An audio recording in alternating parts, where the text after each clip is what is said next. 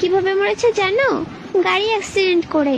তারপরে কি করব, রেডি হয়ে যাচ্ছি, এই প্যান্টটা আমার শুভ বয়ফ্রেন্ড দিয়েছিল, তো এটা পরলাম আর একটা টপ পরে নিয়েছি।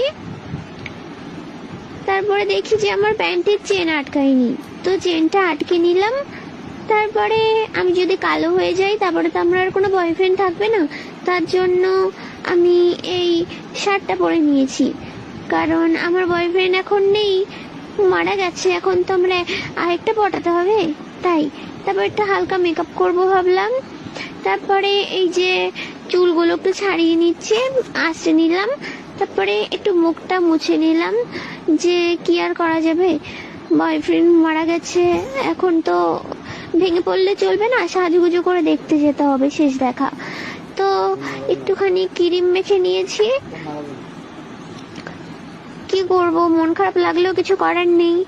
এখন একটু মুখে মেকআপ করব, এটাকে কি বলে জানি না, তো মেখে নিলাম। তারপরে খুব কষ্ট লাগছিল, কি বয়ফ্রেন্ড মারা গেছে বলে কথা, কান্না করছিলাম অনেক। তারপরে একটু লিপস্টিক পরে নিলাম। আমার ভাই শুনে বুঝতেই তো পারছো আমি অনেক কান্না করেছি। তারপরে একটু কাজল পরে নিয়েছি। শেষ দেখা দেখতে যাবো, একটু সাজুগুজু না করলেও নয়। তো আমার শুভ বয়ফ্রেন্ডের দেওয়া ঘড়িটা পরে নিলাম। তারপর আমি রেডি হয়ে গেছি। এবার আমার শুভ Download ShareChat.